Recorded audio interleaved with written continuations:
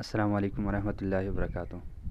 ایک شارٹ سا video about world book day, یعنی آج 23 اپریل 2021 پر تمام دنیا میں ورلڈ بک ڈے منائی جا رہی ہے، تو اس لیے میں نے بھی ضروری سمجھا کہ اس کے اوپر میں ایک شارٹ سا ویڈیو بناؤں۔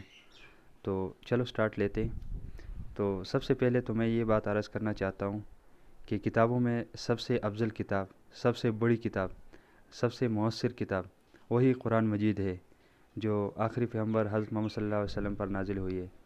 یہ تو سب لوگ مانتے ہیں، یعنی مسلم بھی مانتے، غیر مسلم بھی مانتے۔ ہر کوئی یہ تسلیم کر لیتا ہے کہ قرآن مجید دنیا کی سب سے بڑی کتاب ہے۔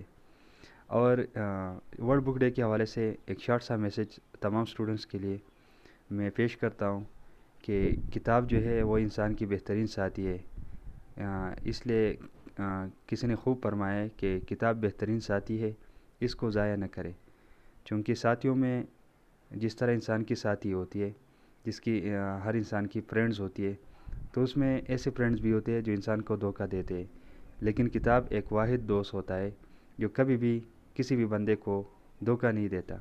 یعنی جس نے بھی کتاب سے پیار کیا ہے تو کتاب نے اس کو ایک اعلیٰ مقام پہ اس کو پہنچایا ہے۔ تو اس لیے ہمیں چاہیے کہ ہم اپنی کتابوں کا قدر کریں، خواہ وہ دینی کتب ہو، خواہ وہ دنیاوی کتب ہو، کسی بھی لحاظ سے۔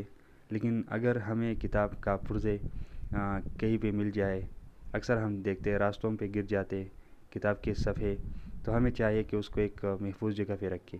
تو اس لیے ہمیں چاہیے کہ ہم اپنی کتاب کا قدر کریں، اور جس نے بھی اپنی کتاب کا قدر کیا تو وہی کامیاب ہوا۔ تو یہ ایک شارٹ سا میسج تھی تمام اسٹوڈنٹس کے لیے، اور انشاءاللہ پھر نیکسٹ ویڈیو میں آپ لوگوں کے ساتھ ملوں گا۔ خدا حافظ۔